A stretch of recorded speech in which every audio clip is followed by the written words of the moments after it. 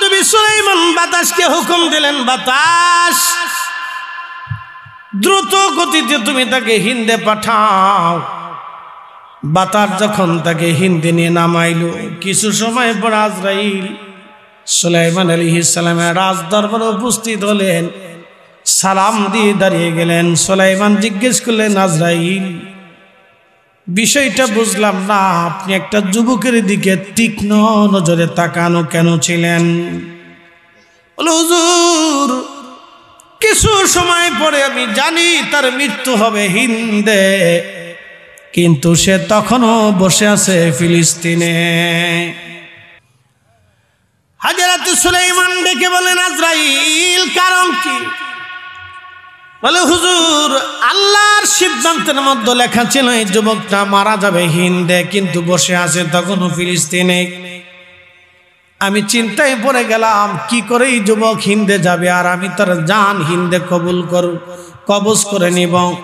আমি এটাও জানি আল্লাহর ফয়সালার কোনো পরিবর্তন নাই।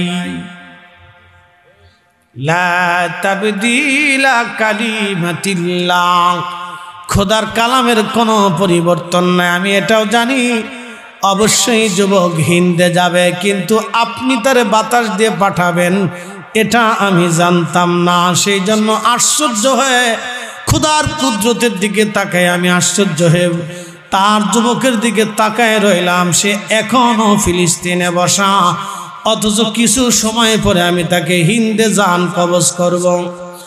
আপনি বাতাস দিয়ে তাকে হিন্দে পাঠানোর পরে তার জান কবজ করে আমি আল্লাহর দরবারে পৌঁছাই দিয়ে আমি আপনার দরবারে এসেছি। একসাথে জোরে বলা যাবে কি আল্লাহু আকবার। সারা পৃথিবীর বাচ্চা ছিল, কেউ কেউ বলেছেন 1000 বছর পৃথিবীতে বেঁচে ছিলেন, কোন কোন বর্ণনা আসছে 1000 বছর পৃথিবীতে বেঁচে ছিলেন তিনি। নমরুদের পরে সারা পৃথিবীতে বাদশাহী তিনি, নমরুদের পরে তিনি তামাম দুনিয়ার বাদশাহ। জুলকারনাইন হেরেমের পাশ দিয়ে যাচ্ছিলেন, তখন সাইয়্যিদুনা ইব্রাহিম আলাইহিস সালাতু ওয়াস সালাম কাবা শরীফ নির্মাণ করতেছিলেন। কাবা শরীফ নির্মাণ করার সময় সাইয়্যিদুনা হযরত ইসমাঈল আলাইহিস সালাম কাবা ঘর নির্মাণ করার জন্য পাথর আনতেছিলেন। জাবাল আবু কুবাইস পাহাড় থেকে পাথর টেনে টেনে এনে পাথর কেটে কেটে সুন্দর করে কাবা নির্মাণ হচ্ছিল। ছেলে আর পুত্র, ছেলে আর বাবা দুইজনে মিলে আল্লাহর ঘর কাবা শরীফ নির্মাণ করতেছিলেন। আল্লাহর দেওয়া সীমানাকে নির্ধারণ করে সাইয়্যিদুনা ইব্রাহিম আলাইহিস সালাম কাবা শরীফ নির্মাণ করেন। ইন্না আউওয়ালা বাইতিন উদিআ লিন-নাসি লাল্লাযী বিবাক্কাতা মুবারাকান হুদাল লিল আলামিন, হুদাল লিল আলামিন। আল্লাহ বলেন, হাবিব প্রথম যে ঘর আমি নির্মাণ করেছি সেই ঘরের নাম বাক্কা, লিল্লাযী বাক্কাতাম মুবারাকান হুদাল লিল আলামিন। তামাম পৃথিবীবাসীকে হেদায়েতের জন্য এই বাক্কা তৈরি করেছি, এটাকে কেন্দ্র করে তামাম পৃথিবীর মানুষকে হেদায়েত করব। এজন্য এমন কোন নবী রাসূল নাই যে কাবা শরীফ তাওয়াফ না করেছে, হজ না করেছে।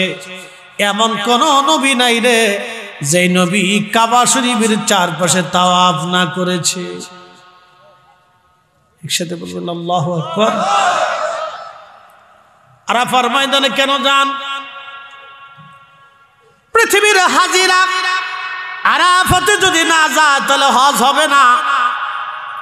প্রত্যেকজন হাজিকে দুপুরের আগে আরাফাতে উপস্থিত হতেই হবে। আরাফাতের ময়দানে কেন যাবেন? আদম শফিউল্লাহ এবং না হাওয়া আলাইহিমুস সালাম দুইজন আরাফাতের ময়দানে একত্রিত হয়েছিলেন। আল্লাহ আদমের স্মৃতি সংরক্ষণ করার জন্য আরাফাতে হাজিদেরকে উপস্থিত হওয়াকে আমার আল্লাহ বাধ্যতা করে দিলেন। আরাফাতে জাবালে নূর পাহাড়ের পাদদেশে একটা মস্ত বড় একটা পাথর এখনো পড়ে আছে। ওই পাথরের উপরে সাইয়েদুনা ইব্রাহিম বসে, সাইয়েদুনা আদম বসে বসে চোখের পানি ফেলে ফেলে কাঁদতেছিলেন, আল্লাহ আমার জান্নাত থেকে ফলাইলা, বিবি থেকে জুদা করলাম, 350 বছর ধরে কান্দি, আল্লাহ এরপরও তুমি আমার বিবি এখনো ফেরত দাও নাই। মসজিদে নামারা সারা বছরে একবার হজের সময় যে মসজিদে জোহর আর আসর একসাথে নামাজ হয়, আসর আর জোহর এক আজানে নামাজ হবে, ওখানে খুতবা হবে, জুমা আপনার হজের খুতবা ওখান থেকে দেওয়া হয়। 2 লক্ষ মুসল্লি এক জামাতে ওইখানে নামাজ আদায় করে, বছরে একবার ওই মসজিদ খোলা হয়। ওই মসজিদ যেখানে, ওইখানে আম্মা জান হাওয়া আলাইহিস সালাম, তিনি ওইখানে আম্মা জান হাওয়া ওখান থেকে আসতেছিলেন জাবালে রহমতের দিকে। আমাদের বাবা আদম আলাইহিস সালাম আমাদের আম্মা জানকে দেখার পরে মসজিদে নেমারা যেখানে, ওইখানেই আম্মা জানকে দেখা গিয়েছিল। আর জাবালে রহমতে আমাদের আব্বা জানকে দেখা গিয়েছিল, কারণ ওনারা তো অনেক বড় লম্বা ছিল, দুইজনকে দেখে ফেললেন। প্রিয় হাসনাবাসী, মনোযোগ দিয়ে শুনিয়া যাবেন। কুত্তার কাজ শিয়াল দেওয়া হয় না, শিয়ালের কাজ কুকুর দেওয়া হয় না। কুত্তা আল্লাহর আইনে আপনার বাড়ি পাহারা দেয়, শিয়াল আল্লাহর আইনে জঙ্গলে থাকে। আপনি বিড়াল মারিয়া যদি চিন্তা করেন ইঁদুর দিয়ে ঘর পাহারা দিয়াবো, তা হবে না। যতই আদর করেন খাওয়ান, ও আপনার গোলা কেটে নিয়ে ভাগবে। আল্লাহ বিড়ালকে দিয়ে দিছে আপনার বাড়ি, খাবার কম দেন আর বেশি দেন, আপনার বাড়ি পাহারা দিবে, আপনার কম্বল কাঁথার ভিতরে এসে আপনার কোলের মধ্যে ঘুমাবে। ও রাষ্ট্রপতিও চিনে না, প্রধান উপদেষ্টা ডাক্তার ইউনূসও চিনে না। হাসনাবাসী, মনোযোগ দিয়ে শুনিয়া যাবেন। সাইয়েদুনা ইব্রাহিম ডাক দিছে, ভেড়ার দল আসো। সমস্ত ভেড়ার দল নবীর সামনে দাঁড়ায় গেল। আল্লাহর নবী ডাক দিলেন, ভেড়ারা রে, তোমরা আল্লাহর এবং আমি ইব্রাহিমের কালেমার সাক্ষ্য দাও। তখন ভেড়ার দল জবান খুলে যে বলতে লাগলো, লা ইলাহা ইল্লাল্লাহু ইব্রাহিম খলিলুল্লাহ। একবার জোরে বলা যাবে কি মারহাবা? হাসনাবাসী মনোযোগ দিবেন। যখন ভেড়ার দল কালেমা পড়ল, সাইয়েদুনা ইব্রাহিম বললেন, বাচ্চা জুলকারনাইন, দেখলে তো ভেড়ার দল কালেমার সাক্ষ্য দিলে, এবার বলো আল্লাহ সেনি। তখনই বাচ্চা জুলকারনাইন ডাক দে বলল, হ্যাঁ আমি এবার বুঝতে পারছি আল্লাহ আছে, আল্লাহ এক। কারণ ভেড়া তো কথা বলতে পারে না, দ্বিতীয় নাম্বার ভেড়া কোথা থেকে এটা শিখেও নাই। যেহেতু ভেড়ার জবান খুলল, ভেড়ার জবান খুলে আল্লাহর তাওহীদের সাক্ষ্য দিল, অতএব বোঝা গেল আল্লাহ আছে, আল্লাহ এক, কোনো সন্দেহ নাই। একবার জোরে বলা যাবে কি আল্লাহু আকবার? প্রিয় উপস্থিতি, হাজিরিন, কথাগুলি শুনে যাবেন। বাদশা জুলকারনাইনকে সারা পৃথিবীর বাদশা আল্লাহ বানাইলেন। পৃথিবীতে একটা জাতি আছে, তার নাম ইয়াজুজ মাজুজ। এই ইয়াজুজ মাজুজ, আল্লাহু আকবার, জুলকারনাইন সফর করতে করতে ইয়াজুজের প্রাচীর সীমা পর্যন্ত চলে গেলেন। যখন সীমা পর্যন্ত চলে গেলেন, তখন পৃথিবীর উত্তর এবং দক্ষিণ কোণ, উত্তর এবং দক্ষিণ, পূর্ব এবং দক্ষিণ কোণ, পৃথিবীর পূর্ব দক্ষিণ কোণ, তার মানে বর্তমানে রাশিয়া, জাপান, উত্তর কোরিয়া থেকে শুরু করে এই পোড়া বেল্টটাই হলো ইয়াজুজ মাজুজের একটা বেল্ট। যদু এই কর্কশ অঞ্চলের বাহিরে আর যাওয়ার কোনো সুযোগ নাই, এর ভিতরে মানুষের আর কোনো বসবাস নাই। ইয়াজুজ মাজুজ শেষ সীমানা পর্যন্ত যাওয়ার পরে লোকেরা বলল, বাদশা, এই পাহাড়ি অঞ্চল থেকে একটা জাতি আমাদের মধ্যে আসে, বিরাট বড় বড় লম্বা, তাদের চুলগুলি লাল লাল, বিকট দেহের অধিকারী, আমাদেরকে মেরে ধরে আমাদের সম্পদ পশু পাখিগুলি তারা ডাকাতি করে নিয়ে চলে যায়। আপনি আমাদের বাদশা, কোনো ব্যবস্থা আপনি আমাদের করেন। বাদশা জুলকারনাইন বলেন, হ্যাঁ, আল্লাহ আমাকে তাম দুনিয়ার বাদশা বানিয়েছে, অতএব তোমাদের নিরাপত্তার দায়িত্ব আমার।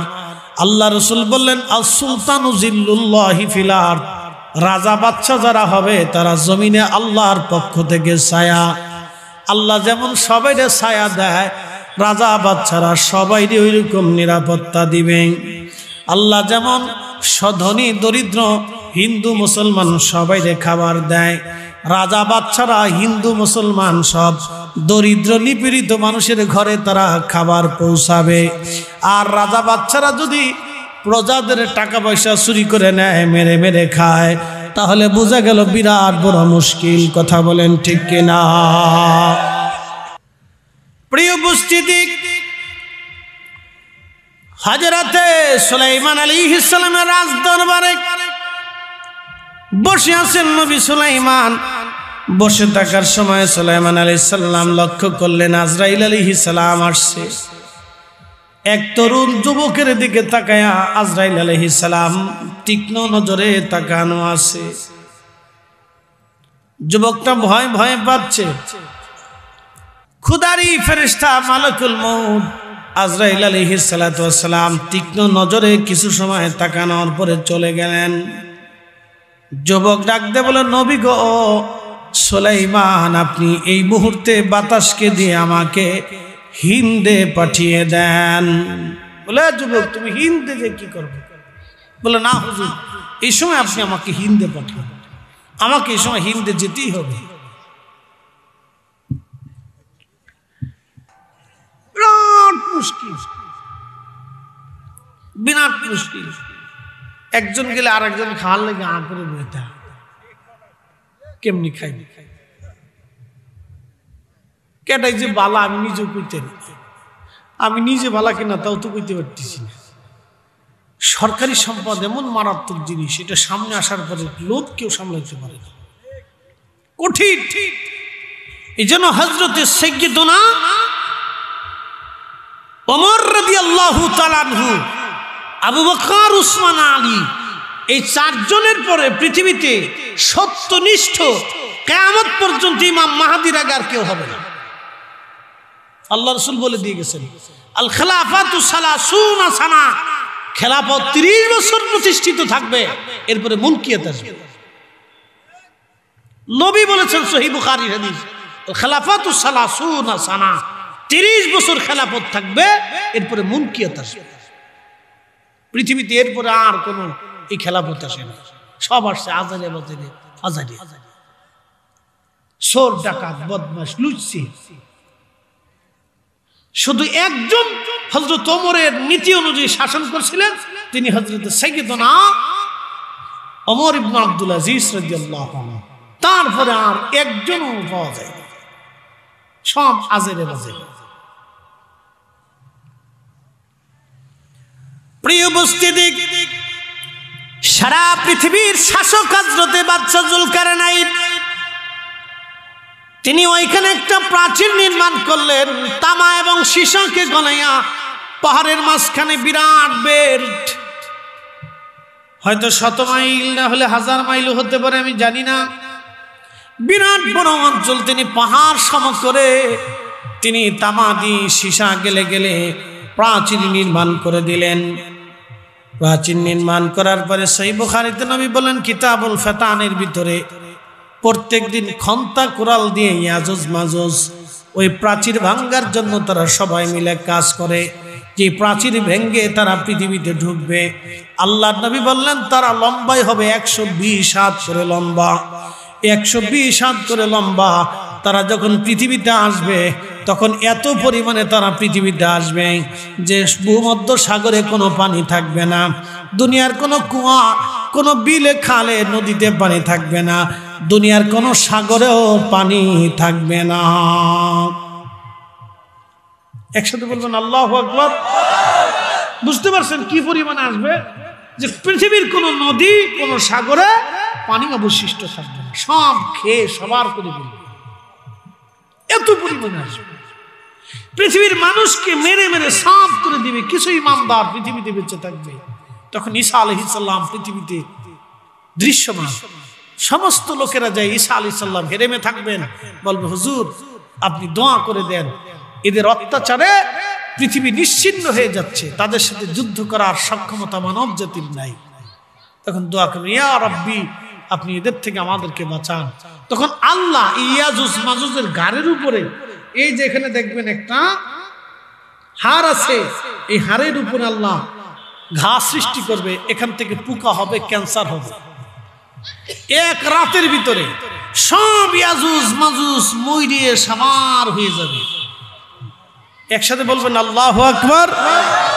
বলেন তো রাসূল যাহা বলছে তাহা হবে কিনা? একসাথে বলেন নবী যাহা বলছে হবে কিনা? রাসূল বলেছেন কিয়ামতের আগে ওয়াদাউল আমানা, আমানত নষ্ট হয়ে যাবে, আমানত থাকবে না, আমানত থাকবে না, আমানত থাকবে না, আমানত মরে যাবে, আমানত শেষ। এই জন্য আজকে দেখবেন নিজের পিতাও ছেলেকে বিশ্বাস করতে পারে না। কথা একবারে চিরসত্য। আমিও আমার সন্তানকে বিশ্বাস করতে পারি, কথা ক্লিয়ার। আমার স্ত্রী বলে তুমি কিছু দিয়ে দাও, বিশ্বাস করার কোনো সুযোগ নেই। বলো কি? হ্যাঁ এটাই সত্য, এখন তুমি বুঝবে না, কিন্তু যখন তুমি তো মা, তুমি বুঝো না, তোমার দরদ বেশি। আমি পৃথিবী ঘুরি, বাস্তবতা থেকে বলতেছি, বিশ্বাস করা মুশকিল। হয় তোমার নামে থাক, না হয় আমার নামে থাক। ক্লিয়ার? পৃথিবীর বাবাও এখন সন্তানকে বিশ্বাস করতে পারে না, স্বামী স্ত্রীকে বিশ্বাস করে না, আমানত নষ্ট হয়ে গেছে। বলে হুজুর এটা কেমন? টাকা হাওলাত দিয়ে দেখেন, তাহলে বুঝবেন যে আমানত কোন জায়গা আছে। দেখবেন আমানত কবরে চলে গেছে। দোকানে বাকি দিয়ে দেখবেন, তাহলে বুঝবেন আমানত কোন জায়গা আছে, বলে আমানত কবরে চলে গেছে। কি কথা খারাপ কিছু ভাই? বলি রাসূলের কথা কি একটা মিথ্যা হবে? মিথ্যা হবে? নবী বলেছেন মিথ্যা হবে না, আমানত নষ্ট হবে। আমার উম্মত নামাজকে হত্যা করবে। বলে হুজুর এত মুসল্লি নামাজ পড়ে, নামাজ কেমনে মরে যায়? হ্যাঁ নামাজও পড়বে, সুদও খাবে, নামাজও পড়বে, ঘুষও খাবে, নামাজও পড়বে, অন্য জমি মেরে দিবে। আমার দেশের বহু ভাই আছে নিজের বোনের জমি বুঝায় দেয় না, অথচ টুপি মাথায় দিয়ে নামাজের প্রথম কাতারে দাঁড়ায় সেজদা দেয়। শয়তান হাসে আর কয় চাচা তুমি শেষ। কথা ক্লিয়ার না ভেজাল আছে? আমি একবারে ক্লিয়ার কথা বলি, পছন্দ হলে হবে, না হলে না হবে, কিছু করার নাই বাবা। কবরে মেহেশ্বরের মাঠে প্রত্যেকটা বক্তার জবানের হিসাব আছে, আমাকে হিসাব কষে দিতে হবে। তো খুব মনোযোগ দিয়ে, বহু চাচা আছে এতিম ভাতিজার সম্পদ বুঝাই দেয় না, পরে নিস পরে নিস পরে নিস বলতে বলতে বলতে বলতে বহুদিন খাইছে, কিন্তু টুপি মাথায় দিয়ে রমজানে মসজিদে ইফতারের প্রথম কাতারে বসে থাকে, বিরাট বুজুর্গ। তার অর্থ হচ্ছে উম্মত নামাজ মেরে ফেলে দিয়েছে, নামাজ পড়ে ঠিক, কিন্তু এখনো হকের উপরে আসতে পারে না। নামাজ মেরে ফেলে দিয়েছে, আমানত মেরে ফেলে দিয়েছে। রাসূল যা বলেছেন এটাই হবে, নবী যা বলেছেন এটাই হবে, রাসূল যাহা বলে দিয়ে গেছেন তাহাই হবে। আল্লাহর নবী বললেন আমার উম্মতের ভিতরে প্রকাশ্যে জেনা হবে, প্রকাশ্য জেনা হবে। বিশ্বাস যদি না করেন, ঢাকা শহরের পাকিস্তানের কোন এক শিল্পী আসলো, নাম টাম জানি না, জীবনে তার কোনোদিন গান টান শুনছিও না আমি, শুনলাম লক্ষ লক্ষ নারী পুরুষ ঢাকা স্টেডিয়াম মাঠে। এটা আর বাকিটা আমি বললাম না। কুত্তা যেমন কাতি মাসে মানব জমিন চিনে না, ঝোর জঙ্গল বুঝে না, ও জনপদ বুঝে না, ঠিক ঢাকা স্টেডিয়ামে সেম একই কোয়ালিটি হলো, একজন গায়ক এসে গান গাইলো আর আমার দেশের লক্ষ লক্ষ যুবক যুবতী সেই গানের সাথে তালে তালে তালে তালে তালে তালে তারা হাতের জেনা, চোখের জেনা, এই শুধু এই পায়ের জেনা, শরীরের জেনা করে ফেললো। লক্ষ লক্ষ যুবক জেনায় নিজের শরীরকে ভাসিয়ে দিল। আহা, একটা কথা বলার কেউ নাই, রাসূল যা বলেছে এটাই ঠিক। কথা বলেন ঠিক কিনা? একটা কথা মিথ্যা হবে না।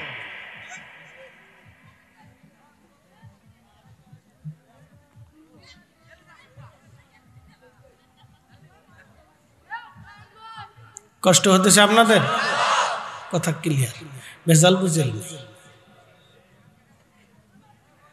প্রিয় ভাই আমার, এই ইয়াজুজ মাজুজের প্রাচীর নির্মাণ করেছিলেন বাদশাহ জুলকারনাইন রাহিমাহুল্লাহ। তিনি ইন্তেকালের সময় উজিরকে ডেকে বলেন, উজির, আমার মরণের পরে কাফন যখন পড়াইবা, খাটিয়ে করে কবরে নিবা, আমার ডান হাতখানা তুমি বের করে রাখবা। আর একটা ওসিয়ত করে গেলাম, উজির, আমার ইন্তেকালের পরে সোনা দানা জহরতগুলি আমার কাফন বহনকারী যারা নিয়ে যাবে কবর পর্যন্ত তাদের মাটির পায়ের উপরে সব বিছাই দিবা। ওই সোনা দানার উপরে যেন হেঁটে হেঁটে তারা আমার কবরে নিয়ে যায়। উজির বললেন, পৃথিবীর বাদশা, আল্লাহ আপনাকে तमाम পৃথিবীর বাদশাহী বানাইলেন, কিন্তু মরণের সময় দুইটা ওসিয়ত কেন করলেন বুঝলাম না। বাদশা জুলকারনাইন ডাক দিয়ে বললেন, উজির, আমার মরণের সময় খালি হাতটা এই জন্য বের করে রাখবা, সারা পৃথিবীর বাদশা জুলকারনাইন আজ কবরে চলে যাচ্ছে শূন্য হাতে। বাদশাহ क्या फकीर हो, सबको एक ही ठिकाना। बादशाह क्या फकीर हो, सबको एक ही ठिकाना। উজির, পৃথিবীর বাদশা ছিলাম আমি, সারা পৃথিবীর দামি দামি সোনা গহনা জহরতগুলি, মণিমুক্তাগুলি, হীরার টুকরাগুলি আমার রাজ দরবারে আজ। উজির রে, আমি কিছুই নিয়ে যেতে পারবো না, আমার কাফন বহনকারী ব্যক্তিদের পায়ের নিচে বিছাই দিবা। দুনিয়ার মানুষ দেখুক জুলকারনাইন কিছুই নিতে পারে নাই। জুলকারনাইন যেহেতু কিছুই নিতে পারল না, বাকি পৃথিবীর মানুষ কবরে কিছুই নিতে পারবে না। জিন্দেগি তোর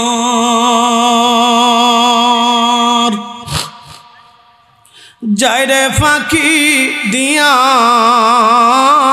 রে সোনার আদম, জিন্দেগি তোর যায় ফাঁকি দিয়া। ও আদম রে, পাগ ধরিয়া গেছে দাড়ি, দন্ত বাসে গোটা চারি, সমন জারি গিয়াছে করিয়ারে সোনার আদম, জিন্দেগি তোর যায় ফাঁকি দিয়া। আল্লাহুম্মা সাল্লি আলা মাওলানা মুহাম্মদ আলি সাইয়্যিদিনা।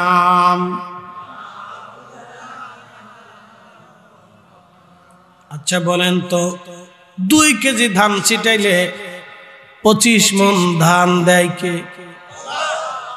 এই যে আপনাদের পাশে বিল আছে না নাই, এই বিলের মধ্যে প্রত্যেক বছরে হাজার হাজার টন মন মাছ হয়। বলেন তো আপনারা তো কোনো 1 কেজি ধানও খাবারও চালও মাছের কোনোদিন দেন নাই। হাজার হাজার মাছের খাবার যিনি দিলেন তিনি কে? বিলের ভিতরে শত শত কোয়ালিটির মাছ, এক এক পানির ভিতরে হাজার কোয়ালিটির মাছ। এই প্রত্যেক মাছের লজ্জত ভিন্ন ভিন্ন, স্বাদও ভিন্ন ভিন্ন। একই খাবার খাইলো, একই পানিতেই বসবাস করার পরে ভিন্ন ভিন্ন স্বাদ। আপনার জিহ্বা দিল আল্লাহ একটা, একই জিহ্বা দিয়ে আল্লাহ শত মাছের ভিন্ন ভিন্ন স্বাদ আস্বাদন করাইলেন। ও মুসলমান, খুব মনোযোগ দিবেন। একটা মাছের ডিম থেকে হাজার হাজার মাছ দেয় কে? আল্লাহ। বন্ধুরা মনোযোগ দিবেন। একটা আম গাছ থেকে 25 বছর 20 বছর আম দেয় আল্লাহ। একটা লিচু গাছ থেকে আপনার 20টা বছর লিচু দেয় আমার আল্লাহ। একটা গাভী থেকে 10 কেজি দুধ আমার আল্লাহ দিয়ে দেয়। একটা ফল গাছে, আনার গাছে হাজার হাজার আনার আল্লাহ দেয়। একটা কমলা লেবু গাছে শত শত হাজার হাজার কমলা লেবু আল্লাহ নিজে দেয়। যেই না একটা গাছ থেকে 25 বছর আম খাওয়াইতে পারে, সেই আল্লাহ আমার রব, আমার মালিক, আমার আল্লাহ। রসুল বলেছেন, উম্মত রে, তুমি যদি 1 টাকা আল্লাহর পথে ব্যয় করো তাহলে 70 গুণ আমার আল্লাহ বাড়াবে। বিশ্বাস আছে না নাই? এই রসুল যা বলছে এটাই ঠিক। কথা কন না কেন? ঠিক কিনা? সাদাকাল্লাহুল মাওলানাল আযীম। আল্লাহ যা বলেছে এটা ঠিক। ওয়া সাদাকা রাসূলুহুন নবিয়্যুল হাবিবুল কারীম। রাসূল যা বলেছে এটাই ঠিক। আল্লাহ সত্যবাদী এবং তার রাসূলও সত্যবাদী। আল্লাহ যা বলেছে এটাই ঠিক, আল্লাহর নবী যা বলেছে এটাই ঠিক। চুল পরিমাণও বেঠিক হবে না। বিশ্বাস আছে আপনাদের? বিশ্বাস আছে? চুল পরিমাণও বেঠিক হবে না। কথা মানতে হবে। সাদাকাল্লাহুল মাওলানাল আযীম ওয়া সাদাকা রাসূলুহুন নবিয়্যুল হাবিবুল কারীম। দনজনই সত্যবাদী, দনজন সত্য বলেছে, একটা শব্দ মিথ্যা হবে। তিনি যা বলেছেন 1 টাকায় 70 টাকা, 1 টাকায় 70 গুণ, 1 অংশে 70 অংশ। এবং বালা মুসিবত বিপদ থেকে আল্লাহ বাঁচাবে। এই যে হাসনা গোরস্থান, কবরস্থান, কি বলেন? কত বছর গোরস্থান এটা? হ্যাঁ, 5 বছর না? কতগুলি কবর হবে? আনুষ্ঠানিকভাবে ধরেন 5 বছর। কবর কতগুলি হবে আনুমানিক? ধরেন 100-র উপরে হবে না? বেশি, 100-এর উপরে হবে। তো 100 মানুষের কবর এখানে ঘুমাই গেল। এরা আগে হইতে গেছে এই গ্রামের আশেপাশে, আমতলায়, জামতলায়, বাঁশবাগানে কতজনের কবর আছে, কতজনের কবর নিশ্চিহ্ন হয়ে গেছে। আচ্ছা বাবা বলেন তো, 100 বছর আগের কবর অনেকের নিশ্চিহ্ন হয়ে গেছে না? অথচ জমি নিয়ে কারাকারি, পারাপারি, মারামারি। আপন ভাই আপন ভাইয়ের সাথে 1 ইঞ্চি জমি নিয়ে মারামারি করে। ছি ছি ছি ছি। মানুষ জাতি মানুষ হইতে পারছে কিনা এটাই তো বড়। মুসলমান পরে করে, মুসলমানের হিসাব পরে আসেন, মানুষ হইছেন কিনা এটা দেখতে। আপন ভাই, রক্তের ভাই, একই মায়ের পেটের ভিতরে থাকছে, একই বাবার নসল দিয়ে আল্লাহ পৃথিবীতে আনছে, একই মাটি, একই বাবার নসল থেকে পৃথিবীতে আসছে, 1 ইঞ্চি জমি নিয়ে মারামারি করে। ছি ছি, 1 ইঞ্চি জমি নিয়ে মারামারি করে, 1 ইঞ্চি। অথচ 100 বছর আগে বহু জনের এই হাসনার মানুষের অনেকের কবর নিশ্চিহ্ন হয়ে গেছে, শেষ। কবরের কোনো ঠিকানাও নাই, কবরের পাশে দাঁড়ানোর মতো কোনো ব্যক্তি নেই। হয়তো ছেলে মনে পড়লে যা, নাতি নাত করার দাদা নানার কথা মনেই রাখে না। চির বাস্তবতা থেকে বলতেছি, যত আদর করে যান ও দাদা নানারে বেশি দিন মনে রাখে না। বাপে মাই দিয়ে ভুলে যায়, তো দাদা নানা আর পরের হিসাব। আচ্ছা, এখানে যারা আছেন আপনার দাদার বাপের কথা মনে আছে? তার বাপের কবরের পাশে কি কখনো দাঁড়াইছেন?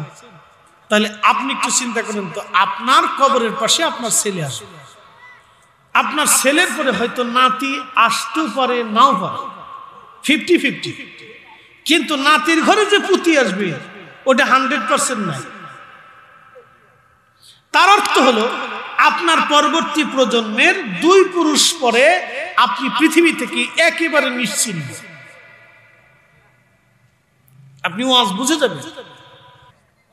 একসাথে বলবেন আল্লাহু আকবার। ফিলিস্তিন কোন জায়গা? একসাথে বলুন কোন জায়গা? ইসরায়েল নামক কোন দেশ পৃথিবীর কোন মানচিত্রে কোনোদিনও ছিল না। এটা আমেরিকানরা বানাইছে, ব্রিটিশরা তৈরি করছে।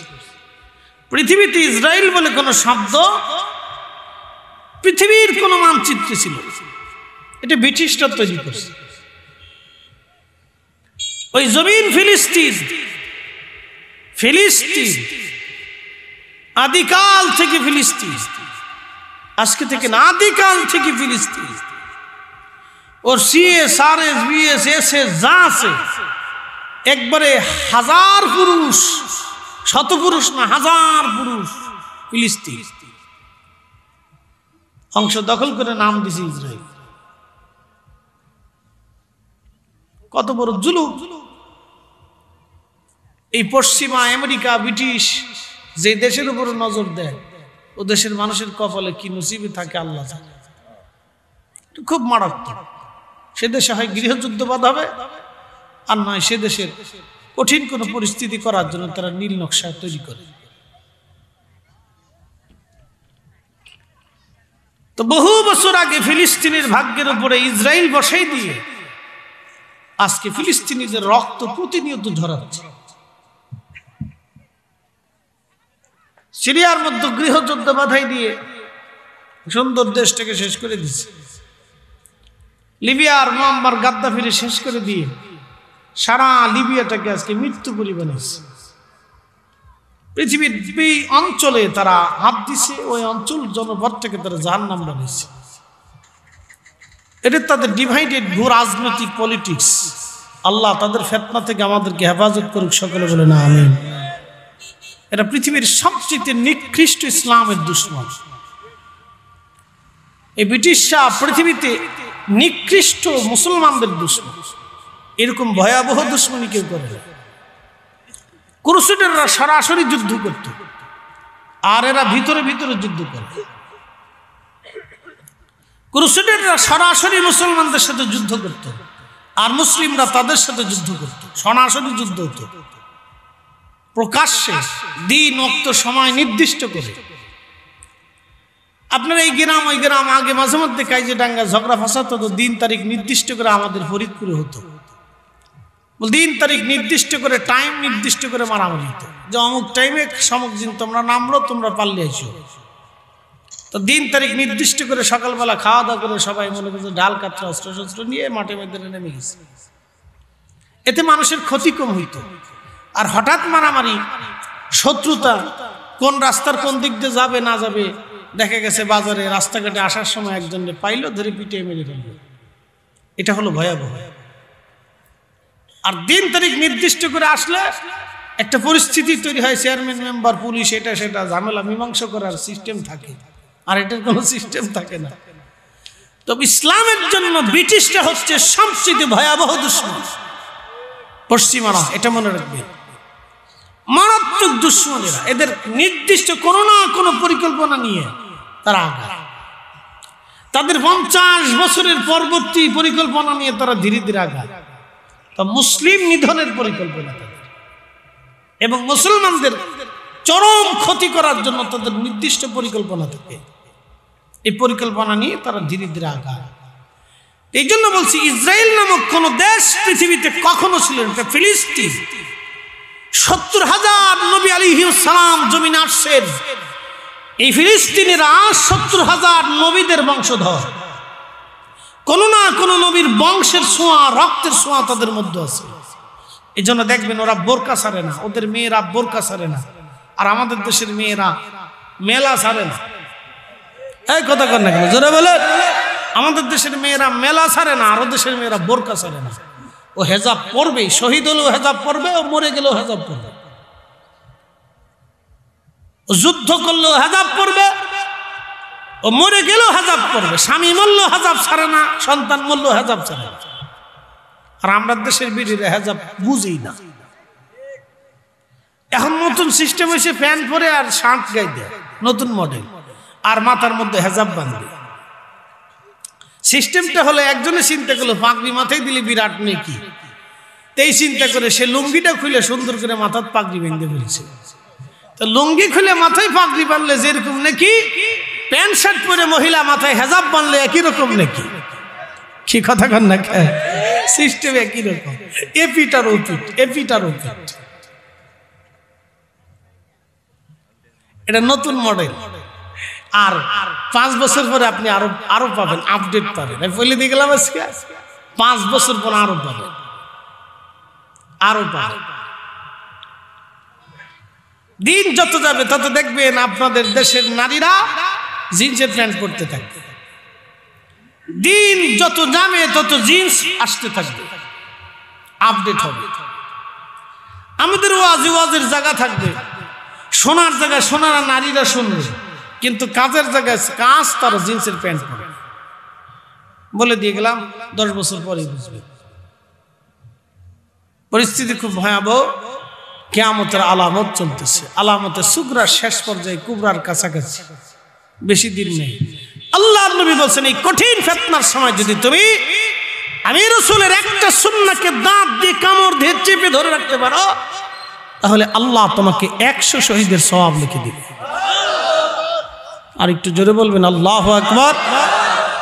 মনে রাখবেন, সারা জীবন মনে রাখবেন, মৃত্যু যেখানে আপনার আমার আছে ওখানে আপনাকে যেতেই হবে। আবার বলি, মৃত্যু যেখানে আপনার আমার আছে, যে কোনো মাধ্যম দিয়ে সেখানে আপনাকে আমাকে যেতেই হবে, কোনো পরিবর্তন নেই, সেখানে যেতেই হবে। যে কোনো মাধ্যম দিয়ে আল্লাহ আপনাকে সেখানে নিবেই, এবং ওই টাইম মতো আপনার আমার মৃত্যু হবেই, ঠেকানোর কোনো রাস্তা নেই। ওমা তাদরি নাফসুন বিআইয়ি আরদিন তামুত, মানুষ জানে না কখন, কোন জায়গা, কোন হালতে, কোন অবস্থায় সে মৃত্যুবরণ করে। চিরসত্য, চিরসত্য। আপনার এই মাথা থেকে পা পর্যন্ত 3500 রোগ আছে। একটা রোগ আপনার শরীরে বাসা বেঁধে থাকবেই। আবার বলি, আপনি যত এক্সারসাইজ করেন, যত পুষ্টিজনিত খাবারই খান, যত নিয়মতান্ত্রিক আপনি চলেন, আপনার বডিতে যে কোনো একটা রোগ বাসা সবসময় বেঁধে থাকবে। ওই রোগ আপনাকে ধীরে ধীরে ধীরে ধীরে দুর্বল করবেই। আপনার চোখের পাওয়ার কমবে, রক্তের পাওয়ার কমবে, শারীরিক ক্ষমতার পাওয়ার কমবে, আপনার শরীরের যে কোনো কন্ডিশন ধীরে ধীরে দুর্বল হতে থাকবে। চুল আস্তে আস্তে দুর্বল হয়ে সাদা হতে থাকবে, আপনার চামড়া ধীরে ধীরে ধীরে ধীরে দুর্বল হতে থাকবে। 20 বছর আগে আমার চামড়ার, 20 বছর পরে আমার চামড়ার ভিতরে রাত দিন তফাৎ। যত দিন যাবে তত দুর্বল হতে থাকবে, যত ভালো খাবার খাবে। ফয়সালা কি আমাদের না আল্লাহ? একসাথে বলেন, আমাদের না আল্লাহ? হুজুর যখন হাটহাজারিতে পড়তেন তখন ওনার চামড়া আর এখনকার চামড়া একরকম না। আরো যত দিন যাবে তত আরো দুর্বল হতে থাকবে, হীন ক্ষীণ সবাই একই অবস্থা। একদিন ঠিকানা হয়ে যাবে মাটির নিচে। এ শোনেন, হাসনা এলাকার বাসী গোরস্থান কবরস্থানে উদ্যোগে আজকের এই মাহফিল। যেই গোরস্থানে মানুষ যারা ঘুমিয়ে গেছে, ওই মাটির নিচে আগামীকাল আমাদের ঘর হবে। একবারে চিরসত্য। 100 বছর বয়সী গ্রামে কেউ আছে? হাসনা এলাকায় 100 বছর কেউ আছে? 100 বছর বয়সী, এর অর্থ কি বলেন তো? 100 বছর আগে যারা এই জমিনের উপরে ছিল, 100 বছর পরে এসে তারা সব মাটির নিচে। ঠিক 100 বছর পরে আমরা এখানে যারা আছি সব মাটির নিচে। একসাথে বলবেন আল্লাহু আকবার। ফয়সালা কার? একবারে চিরসত্য। কিন্তু 100 বছর পরে মাহফিল হবে, 100 বছর পরে আজান হবে, 100 বছর পরে মসজিদ থাকবে, 100 বছর পরে কোরআনও থাকবে, 100 বছর পরে কালেমাও থাকবে, 100 বছর পরে সেজদাও হবে, 100 বছর পরে শ্রোতাও হবে, 100 বছর পরে বক্তাও আসবে, কিন্তু আমরা কেউ নেই। যদি এই কথা কেউ বুঝে তাহলে দুনিয়া নিয়ে পানাপারি, মারামারি, কারাকারি, লাতালাতি, কিলিকিলি, ঘুষাঘুষি, সুদের কারবার, ঘুষের কারবার, আকাম্যে আকাম্যে অকাম্যে, আজারে বাজারে কিচ্ছু করবে না। কথা ঠিক কিনা? কিন্তু বুঝে কখন জানেন? যখন হাতে লাঠি চলে আসে তখন আহা কি করছিল, আহা কি করছিল, আহা কি করছিল, তখন বুঝে। এই বুঝতেই যদি যৌবনে বুঝে তাহলে সে শ্রেষ্ঠ মানুষ। নবী বলেছেন তার ঠিকানা হয়ে যাবে আরশে মুআল্লার নিচে, আল্লাহ থেকে হাসরের ময়দানে জায়গা বরাদ্দ করে দিবে। একসাথে বলবেন আল্লাহু আকবার। যদি ৭৫ বছর বয়সে, ৬০ বছর বয়সে যখন হাতে লাঠি আসে তখন যেটা বুঝে, যদি ২০ বছর বয়সে এটা বুঝতো তাহলে তার ঠিকানা হবে আরশে মুআল্লার নিচে।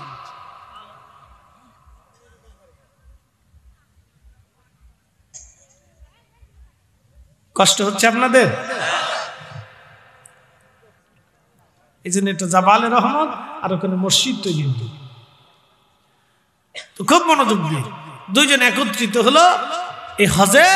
অবশ্যই হাজিরা উপস্থিত হতে হবে, অবশ্যই হাজিরা উপস্থিত হবে, হতেই হবে। তো এখান থেকে আদম আলাইহিস সালাম আমাদের আম্মাজানকে নিয়ে হাঁটা শুরু করলেন। হাঁটতে হাঁটতে হাঁটতে হাঁটতে জমারত, হাঁটতে হাঁটতে হাঁটতে মুজদালিফাতে আসলে। তো মুজদালিফাতে আসার পরে রাত হয়ে গেছে। রাত হওয়ার পরে আম্মাজানকে আদম আলাইহিস সালাম বললেন, হাওয়ারে রাত হয়ে গেছে, আসো আমরা মুজদালিফাতে বিশ্রাম করি। তো দুইজন মুজদালিফাতে বিশ্রাম করছিলেন। এই জন্য হাজিরা আরাফাত থেকে মুজদালিফাতে তাকে আসতেই হবে এবং রাত্রে বিশ্রাম করতেই হবে। 1 ঘন্টার জন্য হলেও তাকে ওখানে বিশ্রাম করতে হবে। একসাথে বলবেন আল্লাহু আকবার। এই সে কত বছর আগে স্মৃতি আল্লাহ সংরক্ষণ করে রাখছে এই উম্মতের ভিতরে। ওখানে বসতেই হবে, বিশ্রাম করতেই হবে। ফজরের নামাজ পড়ে ওখান থেকে হাঁটা শুরু করতে হবে। হাঁটতে হাঁটতে হাঁটতে হাঁটতে মিনা হয়ে জমারাতে এসে শয়তানের পাথর মারতে হবে। এরপরে আপনি হেরেম আসবেন, ফরজ তাওয়াফ করবেন, সাই করে এরপরে আপনাকে হালাল হতে হবে। তো মনোযোগ দেন, এটা হজ। এই জন্য বুড়াকালে হজে যাওয়ার চাইতে জুয়ান কালে যাবে।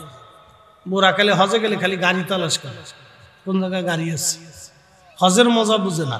হজের মজা হলো হাইটে হজ করা, তাহলে বুঝবে এটা হজের মজা। হুইলচেয়ারে চড়ে আর একজনের ধাক্কা লইয়া গাড়িতে চড়ে আরামে বসে হজ, এটা হজ কি হজ? এটা পিকনিকের মতো মনে হয়। আমাদের দেশে তো হাজির কোনো হাজির শেষ নাই। সুইদে হাজি, ঘুষে হাজি, আকাম্যে হাজি, বহুত হাজি আছে। কি কথা কন না কেন? বহুত সুইদে হাজি আছে, ঘুষে হাজি। ঘুষে হাজি বুঝছেন? সারা বছর ঘুষ খাওয়া হাজি, এটার নাম দিচ্ছি ঘুষে হাজি। আর আছে সুইদে হাজি। এই রে বাপ রে বাপ, সেদের কেন টুইন টাওয়ারে, কোলর টাওয়ারে যায় থাকে। বাপ রে বাপ, কি মজা।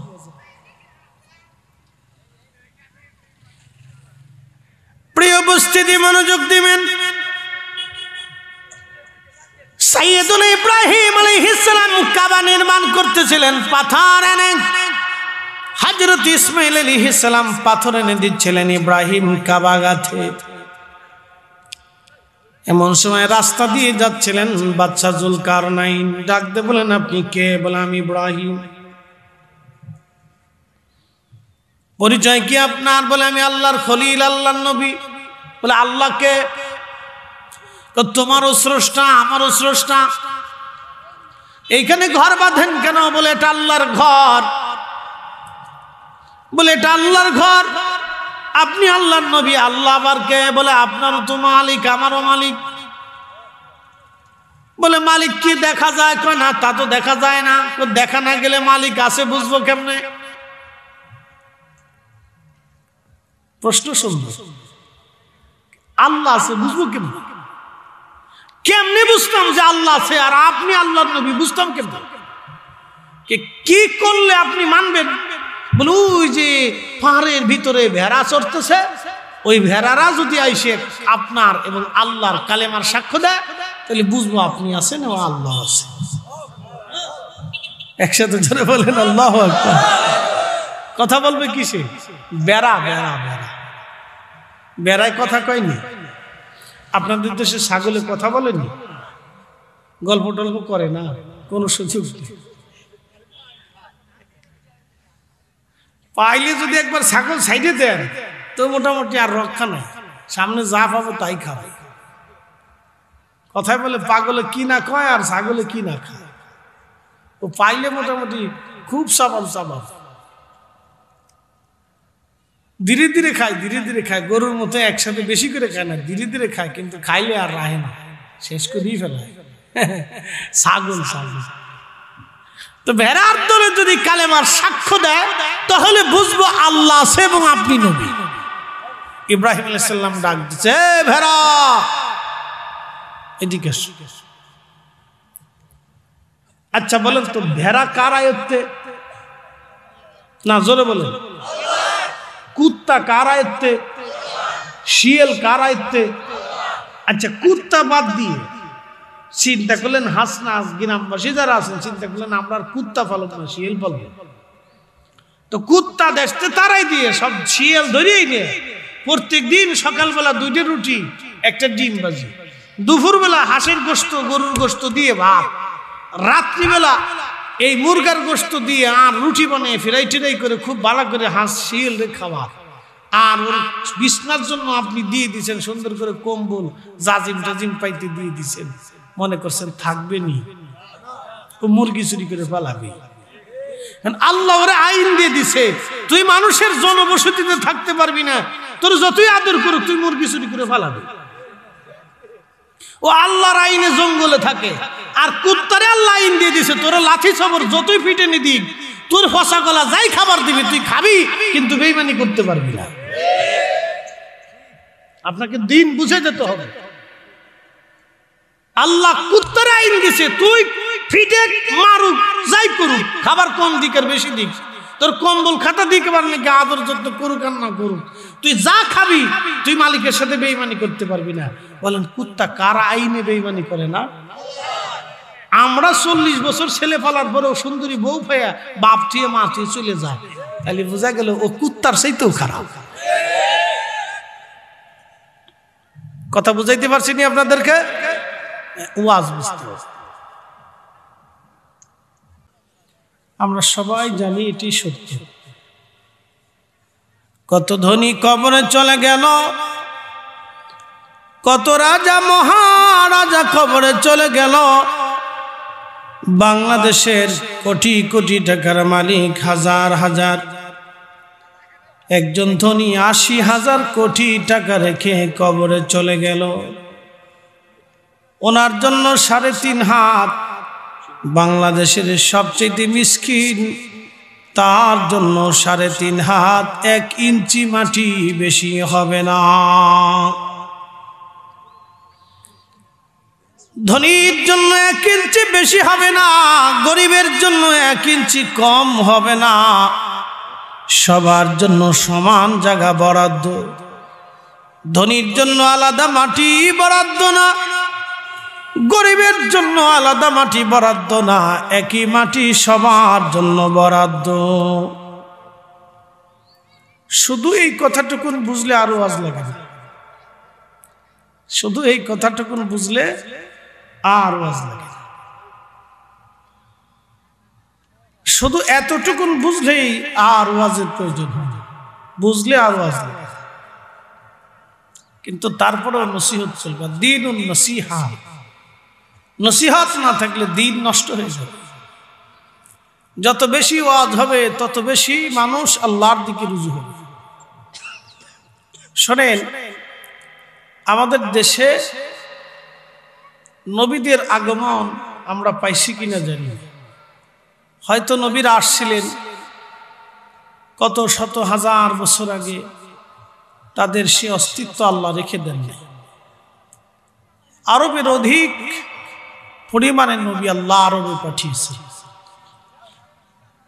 সহিহ ইবনে হিব্বানের ভাষায় আল্লাহর নবী বলেছেন, পৃথিবীতে 1,24,000 নবী আল্লাহ পাঠিয়েছেন, 313 জন রসুল আল্লাহ পাঠিয়েছেন। তার 70,000 নবী আল্লাহ বাইতুল আকসাকে কেন্দ্র করে ফিলিস্তিনি আল্লাহ পাঠাইছেন, শামে পাঠিয়েছেন। একসাথে বলা যাবে না সুবহানাল্লাহ? শুধু 70,000 নবী আল্লাহ বনি ইসরায়েলের ভিতরেই পাঠাইছেন। তো জাতি কত বড় উচ্ছৃঙ্খল আর বিশৃঙ্খল চিন্তা করতে পারেন। 70,000 নবী পাঠিয়েছেন। ওই জাতির সাথে পড়া মুসলিম বিশ্ব আজকে জিহাদে লিপ্ত আছে। তাদের হৃদয় এতই কঠিন এবং মারাত্মক যে প্রতিনিয়ত একটা অঞ্চল নিজেরা দখল করে নিয়ে জবরদখল করে 75 বছর ধরে একটা জনগোষ্ঠীকে তারা মেরেই চলছে, প্রতিনিয়ত মারে। আপনি দেখলে গা শিহর উঠবে যে মুসলমান, গাজার মুসলমান কত কঠিন কষ্টের ভিতরে আছে। এই যে শীত আসতেছে, আমাদের দেশের শীত আর ওই দেশের শীত একরকম না, ওই দেশের শীত আরো প্রখর।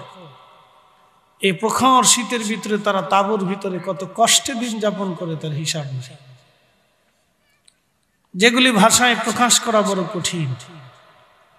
আল্লাহ ইহুদি জাতিদেরকে হেদায়েতের জন্য বহু নবী আল্লাহ পাঠিয়েছে। বাকি 70,000 নবী, দুঃখিত, বাকি 50,000 54,000 নবী আল্লাহ সারা পৃথিবীতে পাঠাইছে। 70,000 নবী শুধু ওই গোত্রের ভিতরে আল্লাহ পাঠিয়েছে, এই কওমের ভিতরেই পাঠিয়েছে। বাকি তাম দুনিয়াতে আল্লাহ 54,000 নবী পাঠিয়েছে। আমাদের এই জনপদে কোন নবী আসছিলেন আমরা জানি না। তার ইতিহাস, তার তথ্য আল্লাহ এবং তার রাসূল আমাদেরকে দিয়ে যান, যার কারণে তার কোনো নির্ভরতা আমরা খুঁজে পাই না।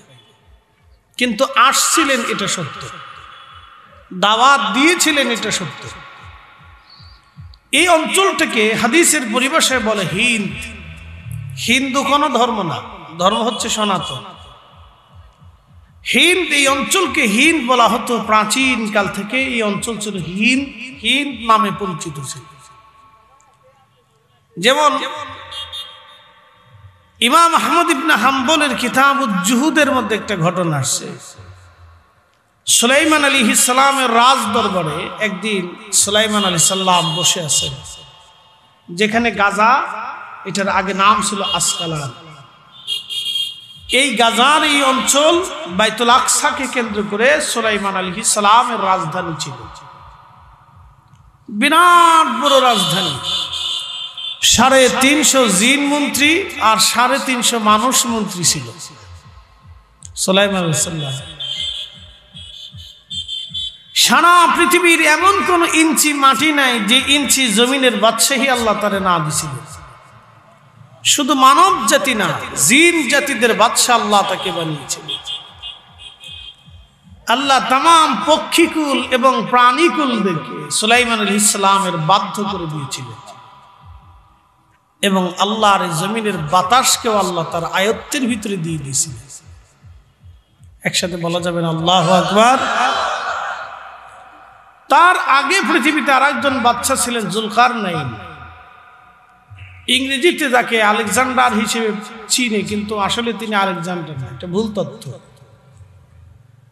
হযরত জুলকারনাইন রাহিমাহুল্লাহ, তিনি আল্লাহর কোরআন কর্তৃক ঘোষিত একজন বাদশা। আল্লাহ তার প্রশংসা করছেন। পৃথিবীর যেখান থেকে সূর্যের উদয় হয়, জাপান সাগর, এই মহাসাগর, এই সূর্যের উদয় স্থলে কিনার পর্যন্ত হযরতে জুলকারনাইনকে আল্লাহ সফর করিয়েছিলেন। পৃথিবীর সূর্য যেখানে ডুবে যায় মাশরিকে, আটলান্টিক মহাসাগরের শেষ সীমানা পর্যন্ত বাদশা জুলকারনাইনকে আল্লাহ পৌঁছেছিলেন, যা আজও বিজ্ঞান পারেনি। একসাথে বলবেন আল্লাহু আকবার। সে আল্লাহর ক্ষমতা কি দুর্বল হইছে? দুর্বল হয়নি। সে আল্লাহর ক্ষমতা দুর্বল না, কিন্তু আমরা মনে করি আল্লাহ বুঝে না। যদি আমরা আল্লাহকে সবল মনে করতাম তাহলে মেলার ভিতরে মানুষ বসে থাকে না। কথা বুঝবেন? কাজী নজরুল লিখেছেন, আল্লাহতে পরিপূর্ণ ঈমান কোথা সে মুসলমান। যদি কথা বুঝতো তাহলে মানুষ মেলার ভিতরে বসে থেকে সময়টাকে নষ্ট করত না। শীতের ডরে ঘরের মধ্যে বসে কম্বল কাঁথা দিয়ে মোড়া দিয়ে থাকতো না। আমরা যারা বসছি আমরা পাস, যারা আসবে না তারা ফেল। এটি বাক্য। শীতের মধ্যে যে মুসলমান কষ্ট করে ঠান্ডা পানি দিয়ে ওযু করে ফজর ওয়াক্তে নামাজে জমাতে দাঁড়ায় সে কামিয়াব। নামাজ হোক বা না হোক, নামাজ গেছে, দাঁড়িয়েছে, নামাজ পড়েছে, হোক বা না হোক সেটা পরের সাবজেক্ট, কিন্তু দাঁড়াইছে, আল্লাহর হুকুম পালনে সে মাথা নত করে দিয়েছে, সে কামিয়াব। একসাথে বলবেন না সুবহানাল্লাহ? আল্লাহর সিদ্ধান্ত মোতাবেক আল্লাহর পছন্দ নিয়ে হয়েছে কিনা আমরা জানি না, কিন্তু আমরা দাঁড়াইছি। এইখানে আমরা আসছি, কতটুকু ইখলাস নিয়ে আসছি জানি না, কিন্তু আমরা আসছি। তো কি কথা ঠিক কিনা? আমরা আসি নাই, আমরা আসছি। এই আশাটাই কামিল। যারা আসছে এবং যারা আসে নাই তারা এক নাই। কিছু মানুষকে শয়তানে আবার কিছু লটপটি চটপটি বাদাম চানাচুর খেলনাপাতি ধরাই দিয়ে সাবি মেরি দিয়ে বাইর চলে যায়। আবার বলি, কিছু মানুষকে আল্লাহ খেলনাপাতি কিছু ধরাই দিয়ে, লটপটি চটপটি ধরাই দিয়ে কিছু মানুষে আল্লাহ বাড়ি পাঠাই দিয়ে বলে যে চলে যাও। শয়তানে পাঠাই দিয়ে বলে চলে যাও। শয়তান তার উপরে সাকসেস। কিন্তু আল্লাহ আমাদেরকে বিজয় দান করছে যে শয়তান আমাদেরকে বাহানা দিতে পারে। একসাথে বলবেন আল্লাহু আকবার। আমার দিকে তাকান, হিন্দুদের সাথে আমাদের দূরত্ব কোথায়? টাকা পয়সা নিয়ে, রাজনীতি নিয়ে না, তাদের সাথে দূরত্ব হলো বিশ্বাস নিয়ে। যার কারণে তারা আমাদের সাথে আত্মীয়তা করে না, আমরাও তাদের সাথে আত্মীয়তা করি। তাদের বিশ্বাসে হলো সরস্বতী একটা দেবী, সে বিদ্যা দেয়, এই জন্য তারা সরস্বতীর পূজা দেয়। তারা মনে করে যে গণেশ একটা দেবী, এই তাদেরকে মনে হয় টাকা পয়সা কিছু দেয়, এই জন্য গণেশের পূজা করে। তারা মনে করে লক্ষ্মী একটা দেবী, লক্ষ্মীর পূজা দিলে লক্ষ্মী আমাদেরকে ঘরে এই মাল সামানা টাকা পয়সা অর্থনৈতিক উন্নতি দিবে। তারা ভাবে কালী একটা দেবী, সে নিরাপত্তা দিবে। এরকম এক এক দেবীর প্রার্থনা পূজা তারা করে। আমরা সব কিছুর জন্য কার কাছে চাই? আসতে হয়ে গেল না? জোরে বলবেন, কার কাছে? সব কিছুর জন্য আমাদের মালিক কয়জন? একসাথে বলবেন, সব কিছুর জন্য আমাদের মালিক কয়জন? এই যে শীত আসতেছে, দিছে কে? এটা বুঝবেন। লা ইলাহা, একসাথে বলেন লা ইলাহা, লা ইলাহা আশহাদু আল্লা ইলাহা ইল্লাল্লাহ ওয়াহদাহু লা শারীকা লা ওয়া আশহাদু আন্না মুহাম্মাদান আবদুহু ওয়া রাসূলুহু। একসাথে বলা যাবে না মারহাবা? তো তাদের সাথে আমাদের বিশ্বাসের দূরত্ব, আদার্স কোনো দূরত্ব নেই। তারাও যে লাল শাক খায়, আমরা ওই লাল শাকই খাই। শুধু তারা শুয়োরের গোশত খায় আর গরুর গোশত খায় না। গরুকে তারা দেবী মনে করে, এই জন্য গরুর পূজা করে। তারা মনে করে এই গরু গাভীটা তাদের ভগবান বা দেবতা, এই জন্য তারা গাভীর পূজা করে, তারা গাভীর সেজদা দেয়। এটা তাদের বিশ্বাস। আর আমাদের বিশ্বাসে আমাদের রব ওই গাভী গরু তৈরি করছে আমাদের উপকারের জন্য, এবং ওটা আমরা লালন পালন করব, হালাল পদ্ধতিতে আমরা জবাই দিব এবং হালাল পদ্ধতিতে আমরা খাবো। কি কথা ঠিক আছে না ভাই? আচ্ছা আপনারা বলেন, গরুরে যদি আপনি 7 দিন খাবার না দেন, গাভীর দুধ দেবে, তাহলে গাভী কি দেবতা হতে পারে? কারণ দেব যিনি খোদা হয় তিনি সৃষ্টির কাছে মুখাপেক্ষী থাকে না, সৃষ্টি খোদার কাছে মুখাপেক্ষী থাকে। কথা ঠিক কিনা? তো গাভী যদি দেবতা হয়ে থাকে তাহলে গাভীকে আপনি খাবার না দিলে ও দুধ দেবে না। ওরে সুন্দর করে গলায় রশি দিয়ে শিকল দিয়ে বাঁধে ঘরের মধ্যে রেখে দেবেন, 1 মাস খাবার পানি কিছু দিবেন না, শেষ। তার মানে বলো সে দেবতা হতে পারে না, সে আমাদের উপরে মুখাপেক্ষী, এই জন্য সে কোনো প্রভু হতে পারে না, সে দেবতা হতে পারে না, স্রষ্টা হতে পারে না। আল্লাহ কোরআনে বললেন আল্লাহুস সামাদ, আমি কারো মুখাপেক্ষী না, সব আমি আল্লাহর মুখাপেক্ষী।